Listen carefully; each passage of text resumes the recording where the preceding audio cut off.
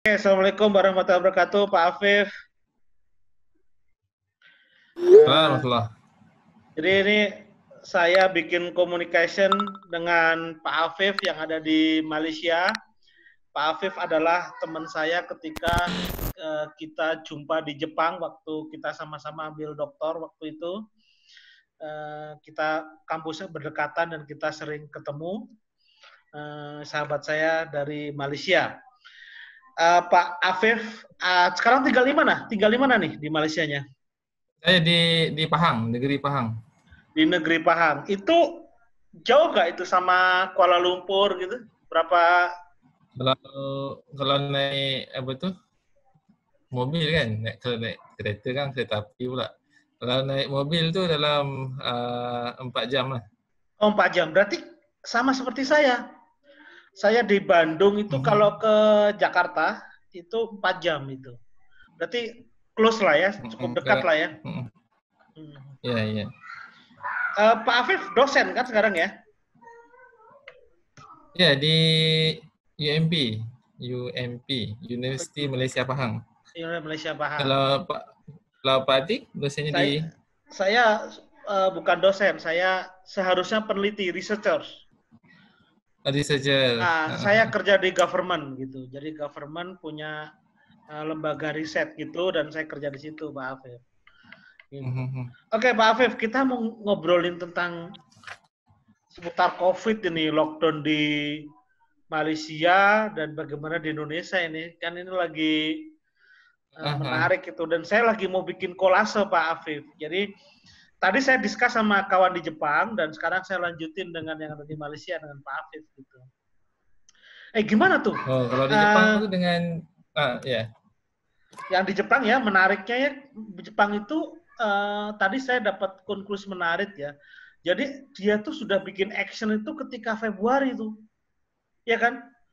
Februari awal itu dia sudah sekolah udah diliburkan macam-macam lah gitu. Kalau Indonesia itu kan baru kemarin lah di pertengahan Maret kalau nggak salah. Bagaimana dengan Malaysia nih? Yang di Malaysia gimana? Ceritanya COVID Kalau ini? dari Malaysia sekarang, kalau di Malaysia lockdownnya daripada 18 Maret ya? 18 Mac sampai sepatutnya fasa 1 sampai 1 April sampai semalam hari ini lah sampai hari ini. Oh, today. Berarti Itu fasa 1. Fase 1 tuh lockdown itu. Bukan lockdown, kita panggil kawalan pergerakan. Ya oke. Kalau bahasa Inggrisnya Kawalan social distancing kan ya, sama ya berarti ya.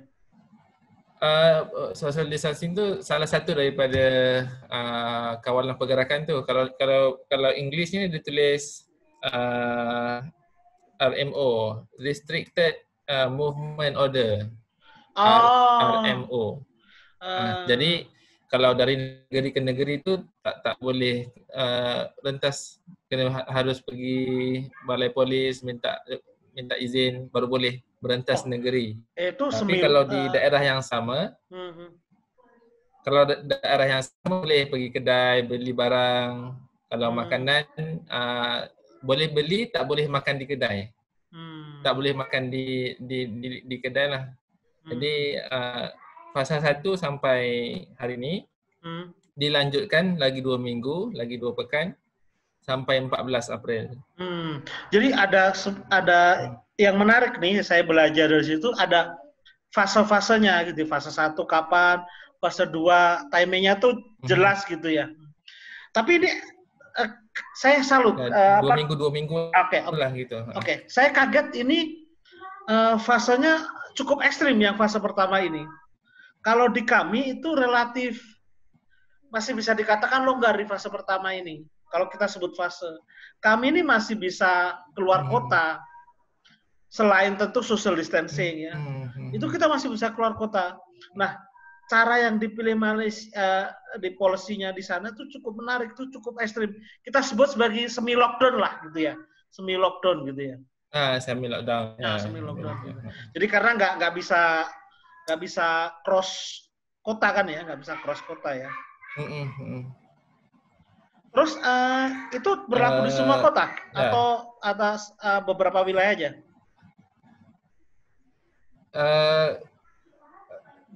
Di satu Malaysia. Oh, di satu Malaysia ya?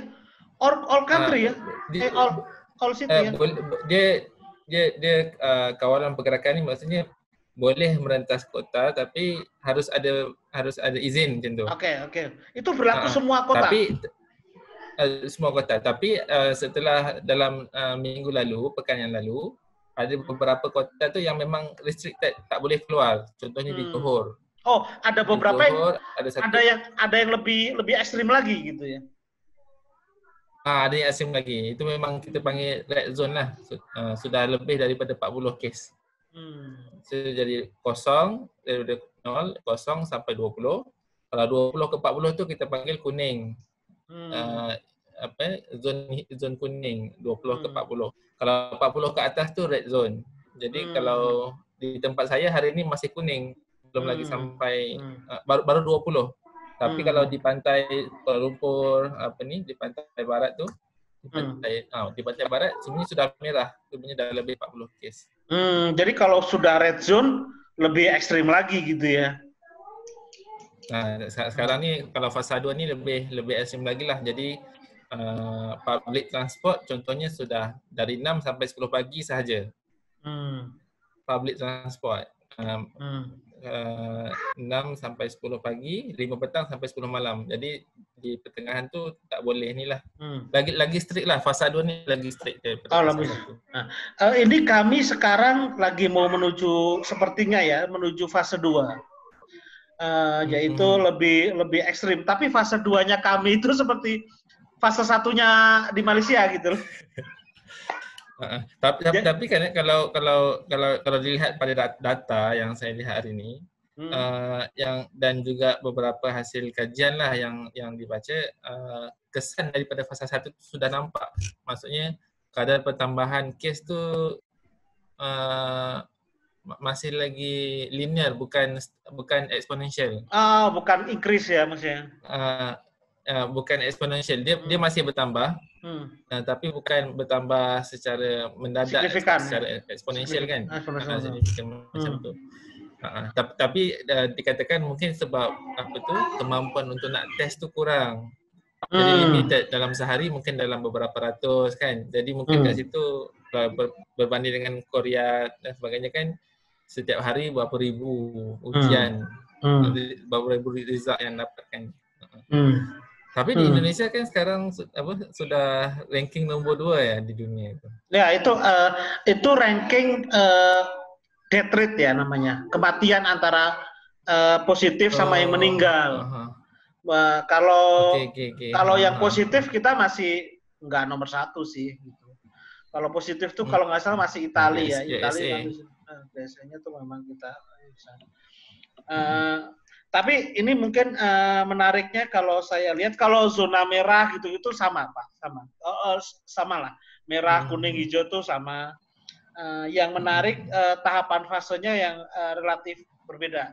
Kalau kita sebentar lagi mau 1 bisa dikatakan yang tadi 0 gitu ya, atau itu kalau disamakan dengan sana. Kalau bagaimana kalau transportasi sama lah, prinsipnya hampir sama. Publik menarik pembatasan itu hampir semuanya kurang lebih sama gitu. Bagaimana dengan itu subsidi atau polisi pemerintah itu rakyat kecil gitu kan pasti ya ada golongan ke bawah itu gimana itu? Kolaps nggak atau bagaimana dengan di fase 1 ini? Jadi maksudnya kan mereka kan sudah di lockdown. Semi lockdown jadi kalau lockdown jadi semi lockdown. Semi lockdown, tapi kalau semi lockdown kalau yang menjual air di tepi jalan atau pasar malam, pasar malam ni macam mana ya, market macam mana kan, market. Jadi peniaga semua dah tak boleh. Jadi di fase 1 ini. Jadi mereka yang bergaji harian, fase 1 hari itu. Mereka yang berpendapat harian sudah tiada pendapatan. Jadi kalau dibilang daripada tarikh 18 sampai hari ini 2 minggu, Jadi sudah 2 minggu tak ada income.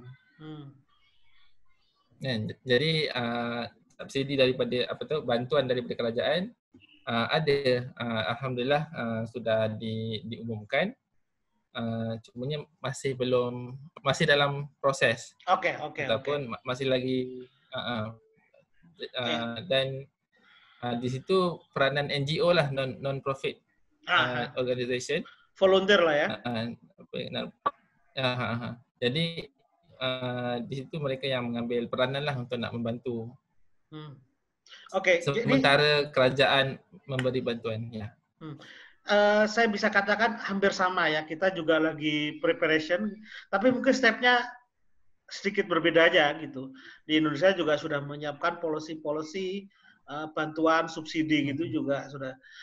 Tapi alhamdulillah nggak sampai chaos sih. Kalau di sana ada chaos nggak sampai? Kalau kita dengar di India itu kan sampai chaos gitu. Ada chaos gitu nggak? Sampai chaos nggak? Alhamdulillah, kalau dilihat di India itu kan rasanya sangat bersyukur lah kita di Indonesia ataupun di rantau ini kan. Jadi dulu saat lockdown, semi lockdown, banyak banyak aduan-aduan macam tu kan. Ketidakpuasan hati. Tapi kalau dilihat di India dan contohnya government bagi 4 jam sahaja untuk lockdown. Jadi sangat chaos. Kalau di Malaysia alhamdulillah semuanya walaupun ada sedikitlah pada awalnya dulu disebabkan pengumuman daripada kerajaan. Jadi masing-masing mahu balik kampung, mahu duduk dengan parent dan sebagainya. Di situ berlaku pindahan lah dari bandar ke luar bandar dan sebagainya, menyebabkan di stesen bas pun ramai orang yang sepatutnya kita nak social distance, tapi semuanya mau naik public transport, jadi ramai orang di stesen bas kan. Jadi macam itulah, tapi alhamdulillah masih lagi under control. Ya, saya juga bersyukur gini, di Indonesia juga relatif bisa dikatakan tidak ada lah berita-berita sampai chaos ini.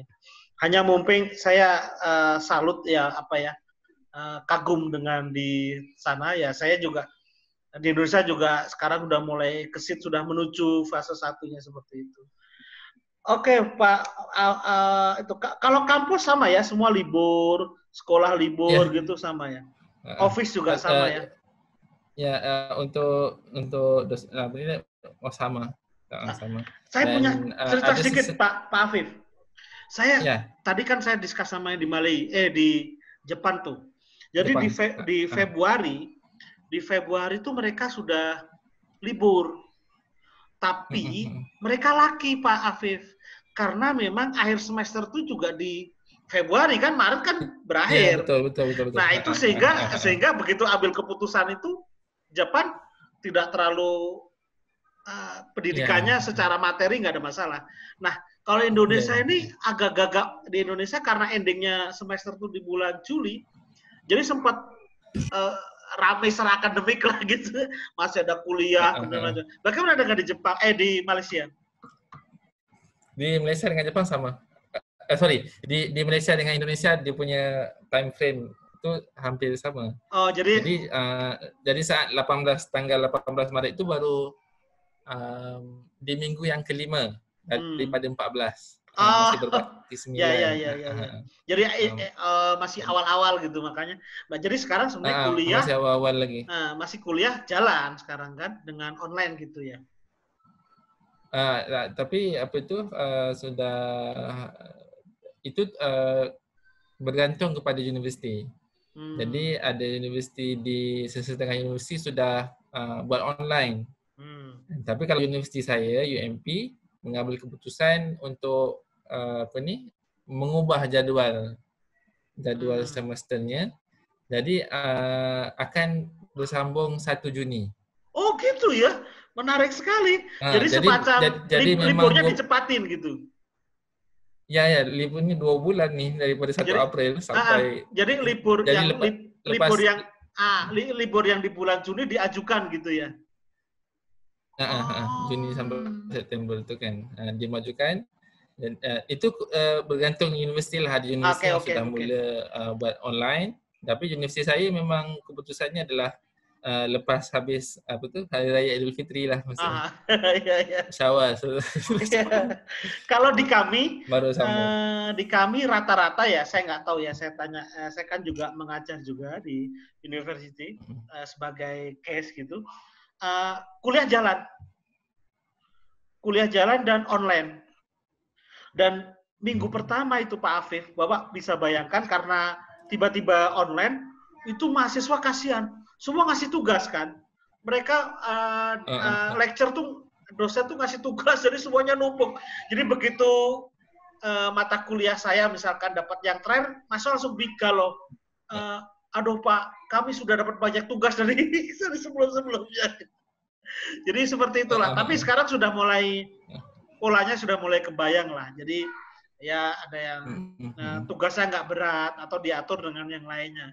Tapi awal-awal 1 minggu pertama tuh memang bisa dikatakan mungkin preparation juga nggak siap gitu ya. Jadi ya cari mudahnya mungkin dosen kasih tugas aja yang banyak sehingga mahasiswanya tugas semua gitu.